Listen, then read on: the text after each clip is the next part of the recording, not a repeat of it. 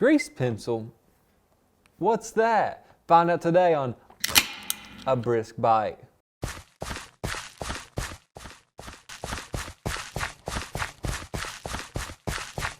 So now we're in Blender, and the first thing we're going to do is we're not going to delete the default cube. We're going to delete the light and the lamp here.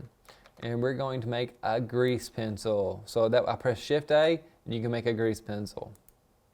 And from there, you can see, you can select it, but you can't draw. You're in object mode. So you need to change your mode to draw mode. So now that you're in draw mode, well, you can draw.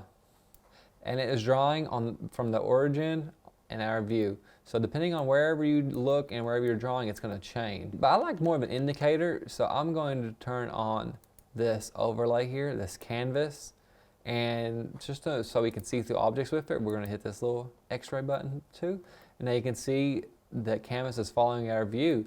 But look, watch this. If you change it to front, then it's going to change to just that front axis there. And now it's only going to draw on that axis. So even if you're over here, it's going to move it over to that. So you're going to get some weird results that way, so just be careful.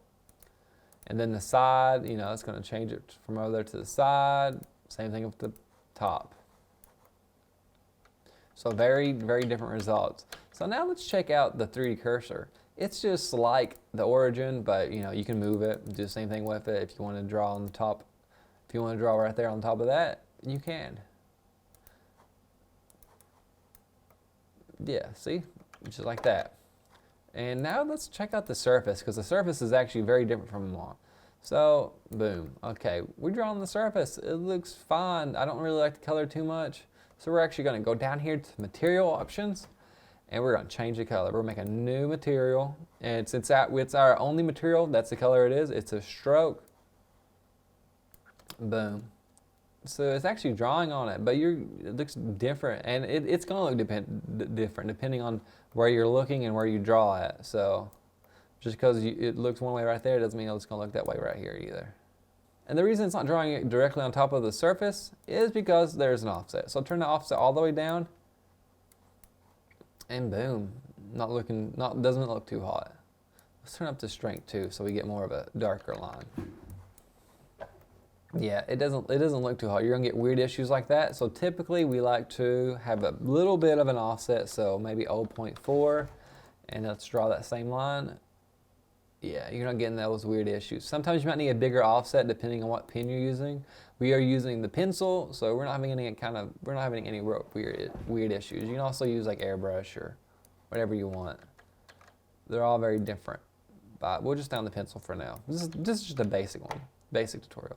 And you can also change the radius too, so if you want really big circles, pretty basic stuff there if you ever use any kind of drawing app. So now we want to fill, and you can see I already filled up all those things. If you're familiar with programs like Illustrator, then this might seem somewhat familiar to you. But if we draw a circle, boom, it already tries to fill it up. Even if you draw a line, you can see it tries to fill up the line too. So I typically don't like to put these two together. I like to have a separate material just for the fill. So I'm going to call this one line, and then this one can be the fill. And we'll turn off stroke on that one, and we'll leave just stroke on that one. And it doesn't matter how these, like the order these are. You can leave line up top, fill on the bottom, line at the bottom, fill up top. It don't matter. So now we can draw right here. And then with our paint bucket, we can go to fill and fill that in. But you get some weird results that way, and it's because they're actually on the same layer.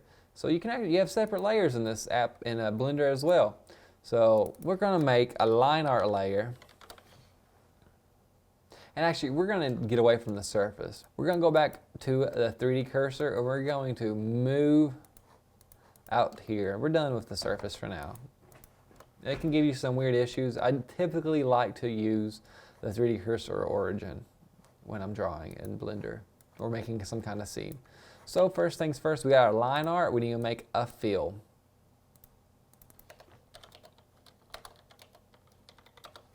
So with our line art, we'll go down here to materials, and we will select line. And actually up here you can change your layers too. You can't change your materials that way, but you can change your layers. So we're going to draw a circle. And now we're going to fill it in. We're going to select the fill layer, select the fill material, and boom. That looks good.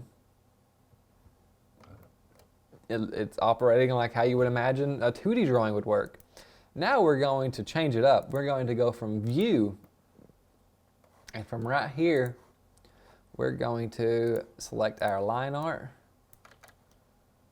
and then we're going to select our fill, and we're going to fill it in with our fill color. Okay, you're getting the same results. It looks great, right? Nope, look at that.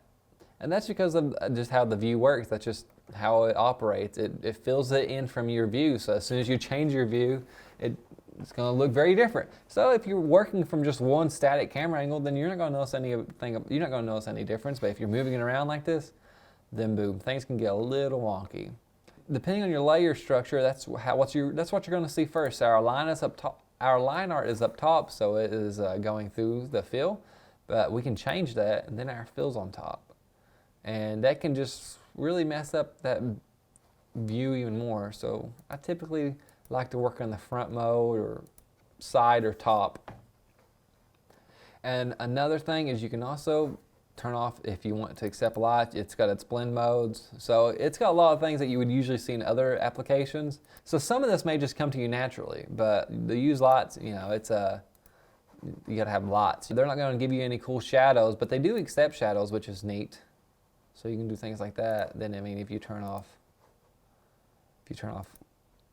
use lights, then lights aren't gonna do nothing. That's typically why I don't want the lights to really mess up the drawings unless it's what I'm going for.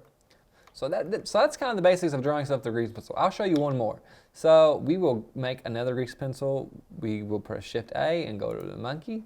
So we got Suzanne made, and she's actually accepting lights. It looks pretty neat, but we don't worry about that. We don't want her to use lights. We'll just turn it off for now. So we can go over to edit mode, and every single point is a vertice. That's why you kind of want to make some good lines. That way you're not getting like weird vertices, because these look nice and neat. Are these even called vertices? Maybe.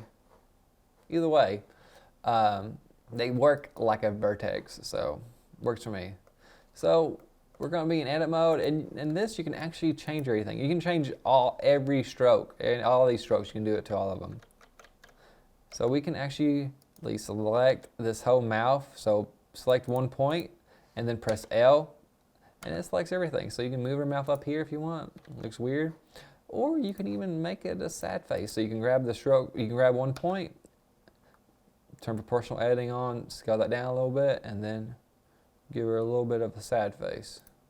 So that's no good.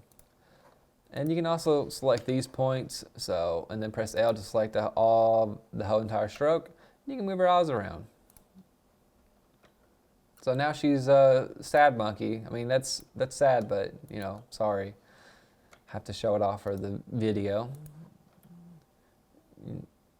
Yeah, so you can just further the effect, you know, select both of her ears. I don't know if monkeys' ears go down when they're sad, but Suzanne's does. So now she's kind of sad, kind of ruined the drawing, but that's how it is. That's just how it goes. And so that's the basics of how you can start using the grease pencil in Blender. Now there's a lot more to it, and maybe down the road we'll cover some. I made some previous tutorials, probably put those down in the description if you want to check those out for the grease pencil. So I'm Adrian, and this has been a Brisk Byte. So I'll holler at y'all later.